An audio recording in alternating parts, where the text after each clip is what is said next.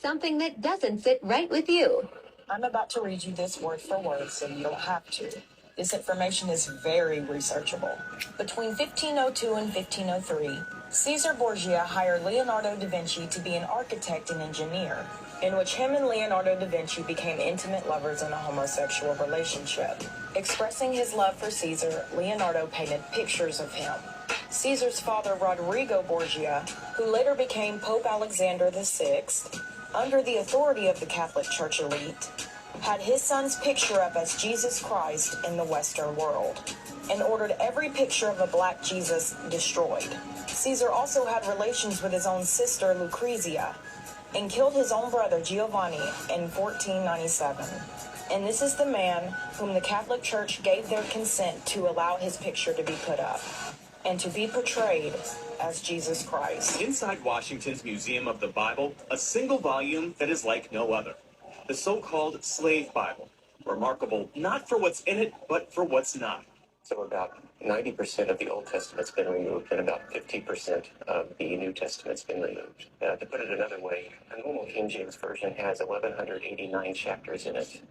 The Slave Bible has only 232. Missing are chapters and verses that might have encouraged uprisings. Book of Exodus, redacted. No story of Moses demanding Pharaoh, let my people go. Gone is Galatians, and the verse, there is neither bond nor free, for ye are all one in Christ Jesus. And no Jeremiah. Woe unto him that useth his neighbor's service without wages. What they've left in are verses such as Ephesians 6:5, which is the famous verse, slaves, be obedient to your master. Looking at this Bible, it's hard to tell that anything's been taken out of it. That's correct. I mean, it looks like a normal book. For many enslaved Africans, this would have been the first time they were exposed to the Bible. A Bible selectively edited to instill obedience, using religion to underpin the horror of slavery. When people encounter this exhibit, what lasting impression do you want them to leave with? But we want to pass the message on that may this never happen again. The Bible itself is a whole book. It's not one that you get to carve up and use this piece or that piece. The Slave Bible designed to repress rebellion, but it didn't work.